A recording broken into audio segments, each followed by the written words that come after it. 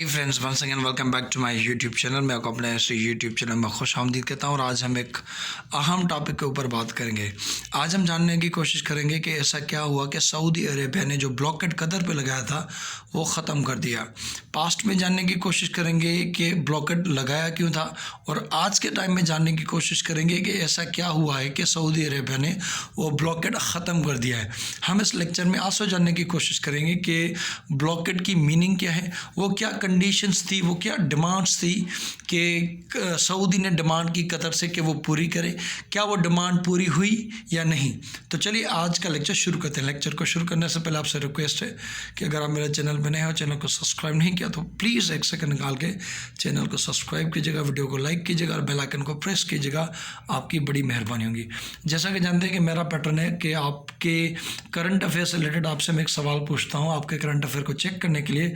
तो एक सवाल है, आपने ये बताना है कि मौजूदा जो कतर है उसके अमीर कौन है। अमीर आप समझ रहे, उनके हेड समझ ले, प्राइम मिनिस्टर, तो उनके अमीर कौन है, जो उनके सुप्रीम लीडर है।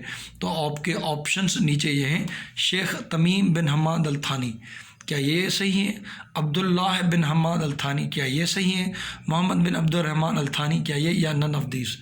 आपने ये बताना है कि कतर के अमीर कौन है। सही ऑप्शन आता है तो पता है, नहीं आता तो it's okay. In the end of the lecture मैं आपको जवाब दूंगा। ये हम न्यूज़ आउटलेट्स में देखते हैं कि उनकी क्या कवरिंग है related with the Qatar crisis end of Qatar blockade is a win for region, Saudi foreign minister. अगर रीजन के लिए विन है तो पहले दफ़ा आपने लगाया क्यों था। चलो, ये सऊदी फॉरेन मिनिस्टर कह रहे हैं। ये CBS न्यूज़ वो कह रहे हैं, Saudi Arabia ending its role in Qatar blockade easing Gulf crisis. इस रीजन को गल्फ कहा जाता है क्योंकि पानी का कुछ ऐसा शेप है जिसकी वजह से गल्फ कहा जाता है। Gulf leader sign agreement to end Qatar blockade. तो जो कंट्रीज़ थे उन्होंने एक तरह से एग्रीमेंट किया कि हम इसको ख़त्म करें, अपने टाइज एक तरह से बहाल करें। Saudi Arabia lifts blockade of Qatar, उन्होंने जो ब्लॉकेट कतर पे लगाया था वो हटा रहे हैं। मैं आगे अगेन डिस्कस करूंगा कि ब्लॉकेट है क्या, इसके क्या फॉर्म्स वगैरह होते हैं। यहाँ अल जज़ीरा कह रहा है, why blockade against Qatar is ending now. Qatar के खिलाफ जो ब्लॉकेट था वो क्यों ख़त्म हो रहा है। ये NDTV है, उन्होंने भी कवर किया। ये BBC, उन्होंने कहा है Qatar crisis, Saudi Arabia and allies restore diplomatic ties with Emirates. ये एक और है ब्लॉकिंग्स, वो कह रहे हैं blockade on Qatar help strengthen its economy paving way to stronger regional integration. तो जो उन्होंने एक तरह से लगाया था ब्लॉकेट वो ख़त्म हो रहा है और एक तरह से रीजन की इंटीग्रेशन हो रही है, इकोनॉमी आगे बढ़ रही है। एक और न्यूज़ आउटलेट है वो कह रहा है, Gulf blockade Qatar hugs and makes it with the warring neighbours but will it last. अब आज के टाइम में चलो ठीक है, आपने रिप्रोचमेंट कर लिया, आपने बैठ लिया, आपने हक शक कर लिया, लेकिन क्या ये उनके अंदर जो तलखी या उनके अंदर जो एक दूसरे के लिए मिसट्रस्ट है, क्या वो ख़त्म होगा? पहले हम इस सारे सिनेरियो को छोड़ के हम ब्लॉकेट को डिस्कस करते हैं। ब्लॉकेट मीन्स बंद करना, एक तरह से रोकना। ब्लॉकेट में क्या होता है कि आपके कंट्री की जो एयर कम्युनिकेशन है, आपके कंट्री के जो सप्लाईज़ हैं, आपके कंट्री के जो रास्ते हैं, उनको रोका जाता है, उनको ब्लॉक किया जाता है, ताकि आपकी कंट्री के अंदर ना कोई आ सके ना जा सके। जो भी आपके पास अदर मीन्स बचे वो तो ज़्यादा आपको एक तो कोशिश की जाती है कि ब्लॉकेट किया जाए, मजबूर किया जाए कि आप छोड़ दें कि चलो ठीक है, हमारा खाना पीना उड़ना छोड़ना सब बंद हो रहा है, तो इस वजह से हम अपनी डिमांड पूरी करते हैं। लेकिन अगर आपके पास सकत या ताकत होती है तो आप अदर रूट से अवे ले लेते हो, जो कि कतर ने किया था। यहाँ पे आप देख लें कि कतर के ऊपर जो ब्लॉकेट लगा था वो 3 तरीके से लगा था। मीन्स ना सिर्फ कतर की ज़मीन बंद थी, क्योंकि कतर का जो बॉर्डर लैंड है, जो ज़मीन का उनसे लैंड बॉर्डर लगता है वो सऊदी से लगता है, तो सऊदी ने बंद कर दिया तो कोई और कंट्री था नहीं। चलो ईरान, जैसे यहाँ आप देख लें कि अफ़गानिस्तान और पाकिस्तान के बीच में बॉर्डर अगर हम बंद कर दें तो उनका तो बॉर्डर ईरान के भी साथ लगता है, तो ईरान के साथ भी चलो तजारत करके मसला हल कर लेंगे। यहाँ क्या था कि कतर का जो सिर्फ और सिर्फ बॉर्डर लगता था ज़मीनी, वो सिर्फ सऊदी से उन्होंने बंद कर दिया था। तो ये भी था। हवाई के मीन्स जिन कंट्रीज़ ने ब्लॉकेट लगाया था, 5 कंट्रीज से जिन्होंने लगाया था, बहरीन थी, ओमान थी, इजिप्ट थी और सऊदी अरेबिया UAE।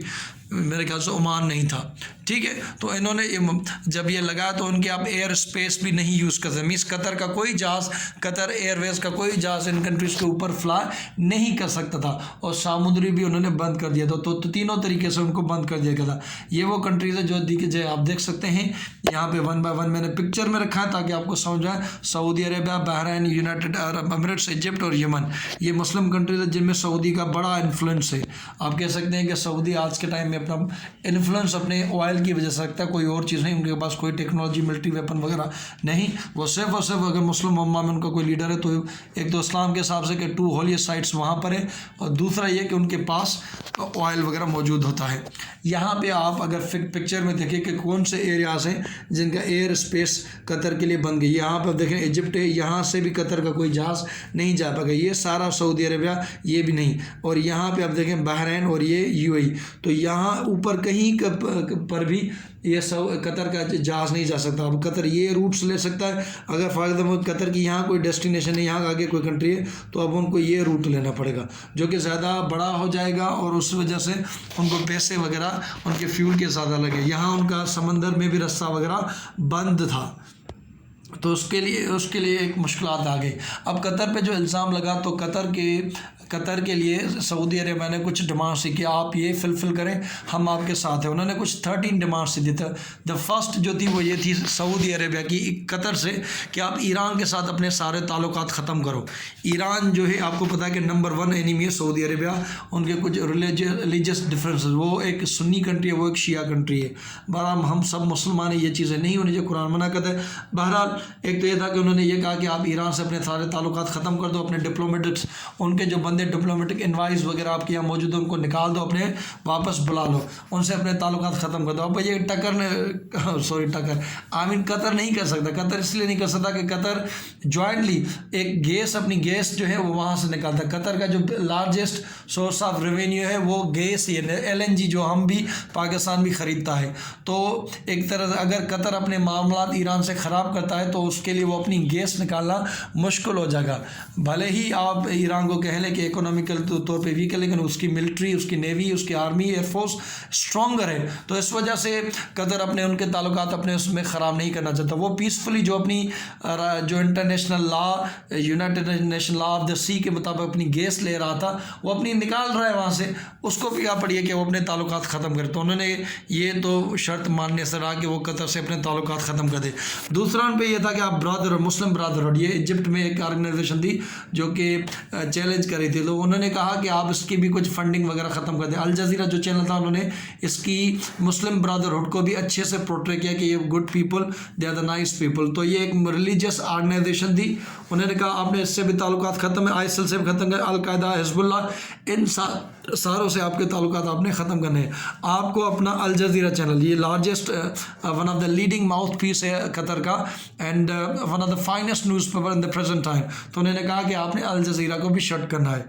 ये 13 डिमांड की 3 महीने बाद। दूसरा ये था कि आप कतर फंडिंग अपनी रोक देगा, जिन भी न्यूज़ आउटलेट को कतर फंडिंग करता है उनको, क्योंकि अगर कतर फंडिंग करता है तो डेफिनेटली उनकी मीडिया कवरेज में कतर के खिलाफ कुछ बात ही नहीं होगी, वो वही पोर्ट्रे करेंगे, वही प्रोपोगेट करेंगे जो कतर को प्रमोट करे।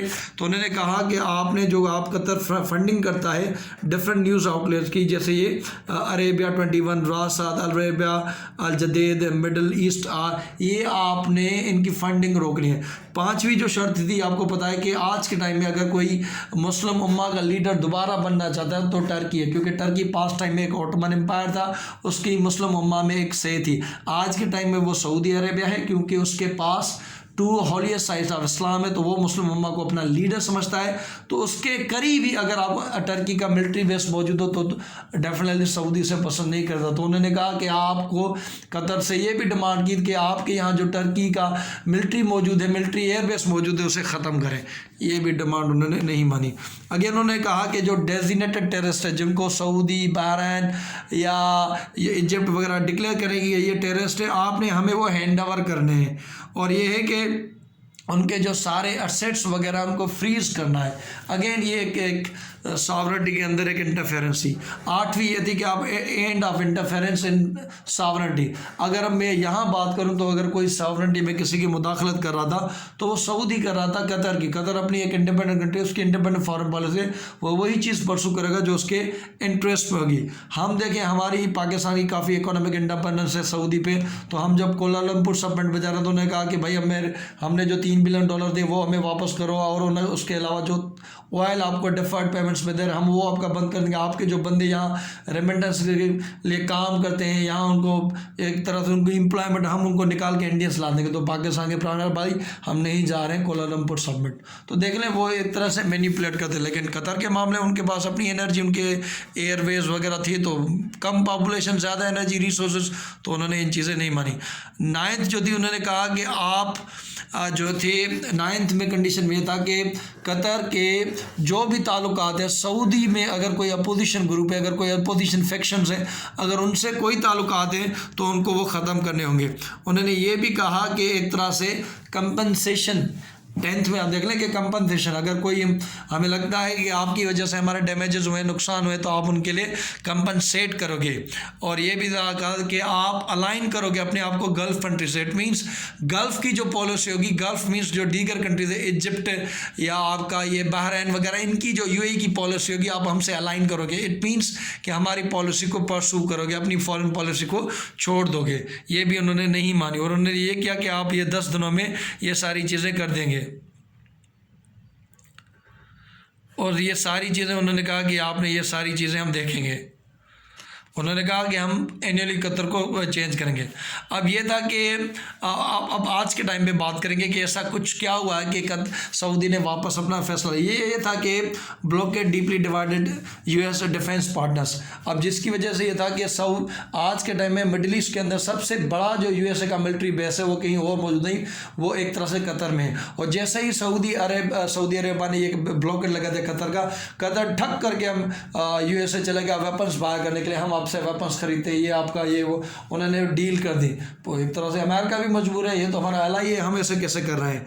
और ये भी था जैसे मैंने कहा कि कतर को ये जो लैंड बॉर्डर लगता है वो सिर्फ सऊदी से लगता है, एक ही लगता है। और ये ब्लॉकेट लगा था 2017 में। MCQ के लिए आ सकता है कि एक ब्लॉकेट कब लगा था। अब यहाँ पे कुवैत जो था, कुवैत के लीडर जो अभी रिसेंटली उनकी डेथ हुई थी, वो और कुवैत का एक रोल रहा था कि वो मीडिएटर रहे। उन्होंने कोशिश की कि इस मसले को हल करें शुरू से ही। वो हालांकि वो गल्फ़ कोऑपरेशन काउंसिल के मेंबर है, लेकिन उन्होंने सऊदी का साथ नहीं दिया।